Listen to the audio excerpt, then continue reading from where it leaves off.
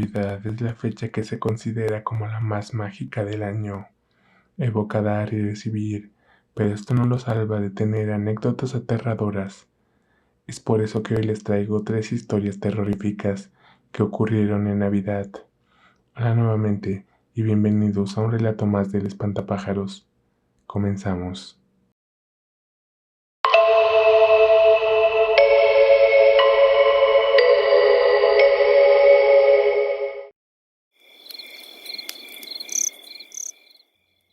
Esta historia me la contaba mi abuela. Fue hace 40 años más o menos, en lo que hoy se conoce como la colonia Lázaro Cárdenas. Mi abuela me decía que aquella colonia estaba repleta de leyendas, entre las cuales estaba la de una niña que había muerto en un incendio y seguía apareciéndose entre las calles dejando olor a azufre y carne quemada. Pero la historia que les compartiré hoy se trata de un suceso que según ella en verdad sucedió. Fue en las fechas de Navidad.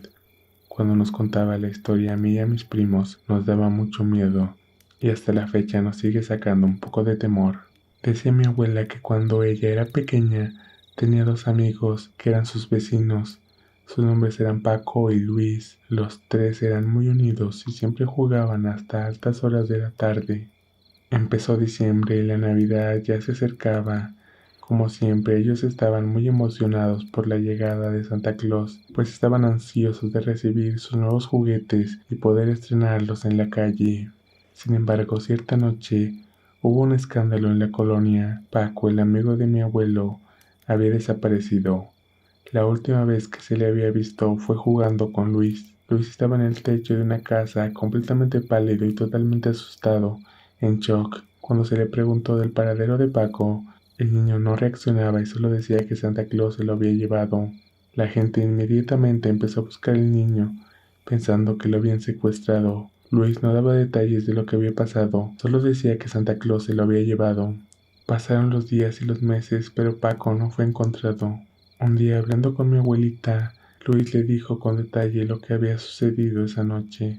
Decía que él y Paco jugaban fútbol, y de pronto, de uno de los techos, un hombre regordete y con barba blanca se asomaba llamando a los pequeños. Paco, emocionado, gritaba que se trataba de Santa Claus, y los chicos se acercaron al hombre. Ese hombre desde el techo dio un salto hasta el piso, donde estaban los muchachos.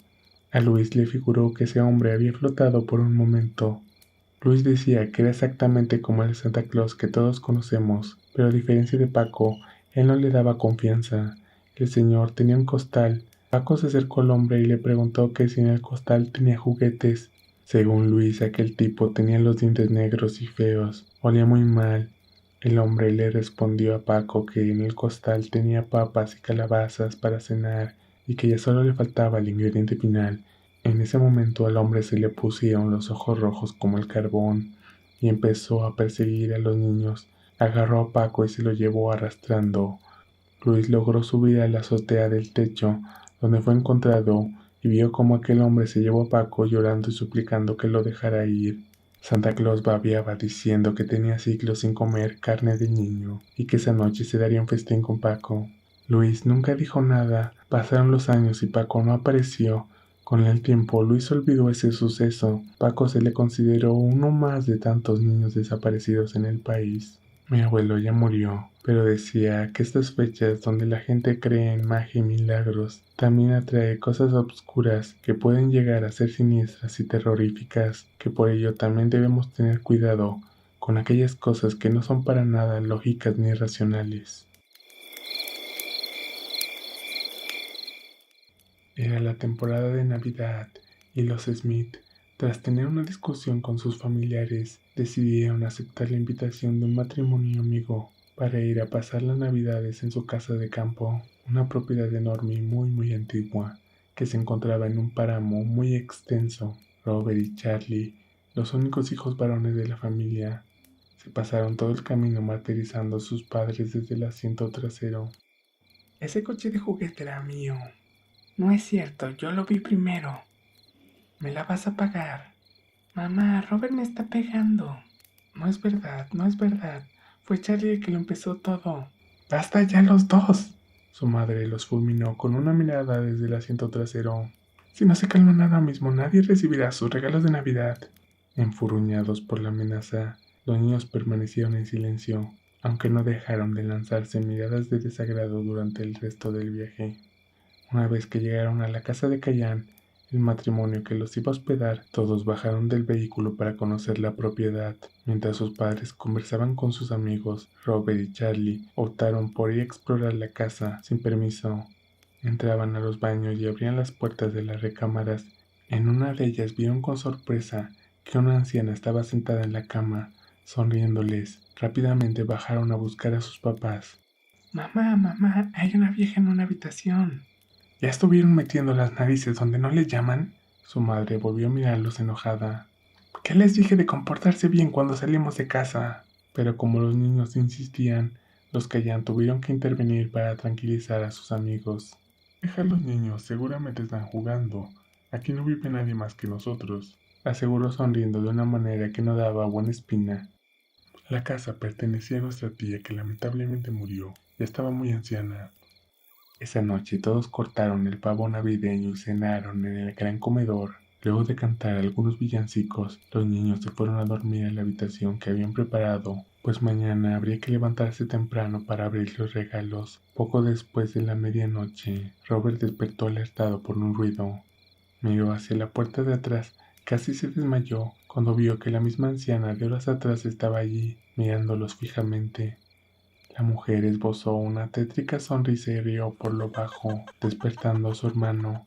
De inmediato, los niños gritaron llamando a sus padres, y cuando estos acudieron, la anciana desapareció. Fue una Navidad realmente tétrica para los Smith, tanto así que tuvieron que marcharse antes, pues ni los regalos le quitaron el susto. Algo estaba mal en la residencia de los Callan. No fue sino hasta años después que la familia recibió una noticia que los dejó en shock. Los Callan habían sido encontrados muertos en su casa campestre, pero lo más escalofriante es que las autoridades descubrieron los restos de una anciana en el desván. La anciana había sido encerrada y la dejaron morir de hambre.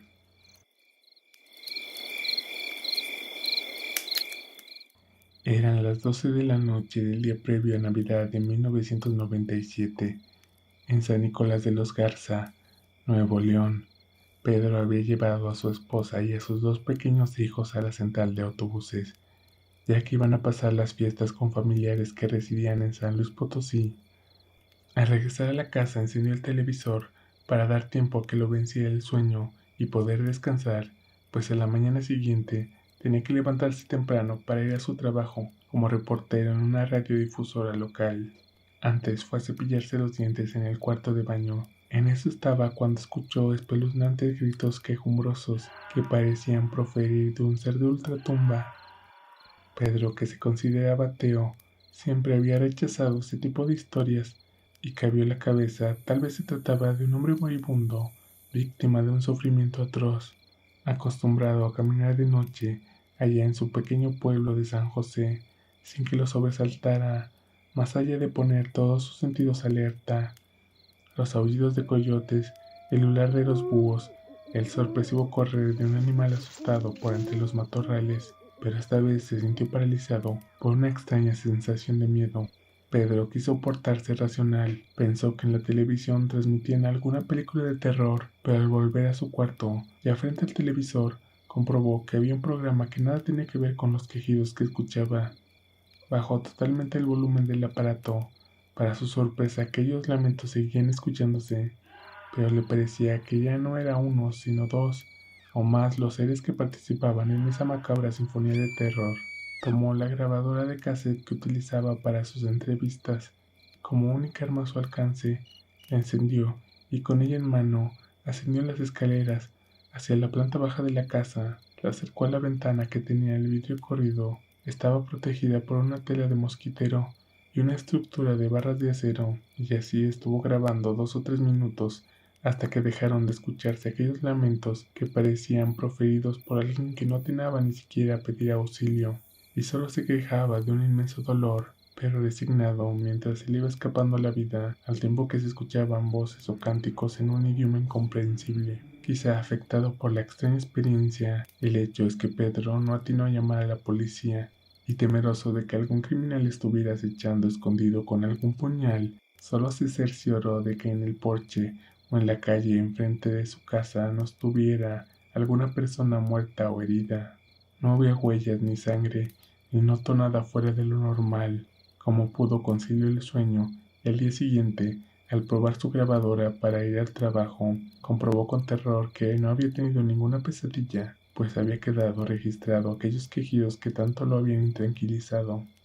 A varios colegas les puso la grabación y todos coincidieron que había algo que les erizaba la piel. Un colega que había sido seminarista expresó que consideraba que aquello era parte de una misa negra o satánica, y que aquel infortunado que se estaba quejando es tal vez alguien que fue sacrificado a Satanás.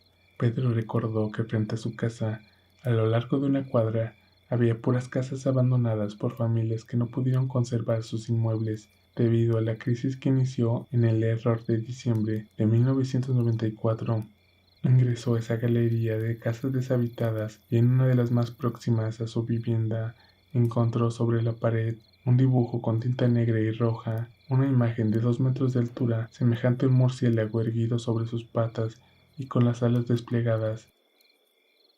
Tiempo después, Pedro perdió la cinta con la que había grabado aquel extraño lamento, y la casa que lo aterrorizó por días fue vendida. Ahora es habitada por una pareja que se queja de ruidos y gritos extraños cada fin de mes. ¿Qué les parecieron las historias? Terror con Navidad es una mezcla extraña pero que resulta bastante interesante, ¿no lo creen? Cuéntenme cómo pasaron la Navidad. Antes de irse no olviden dar pulgar arriba, compartirlo y suscribirse. Por mi parte me despido y les recuerdo que tenemos una cita en el campo la próxima noche lluviosa y con una nueva historia.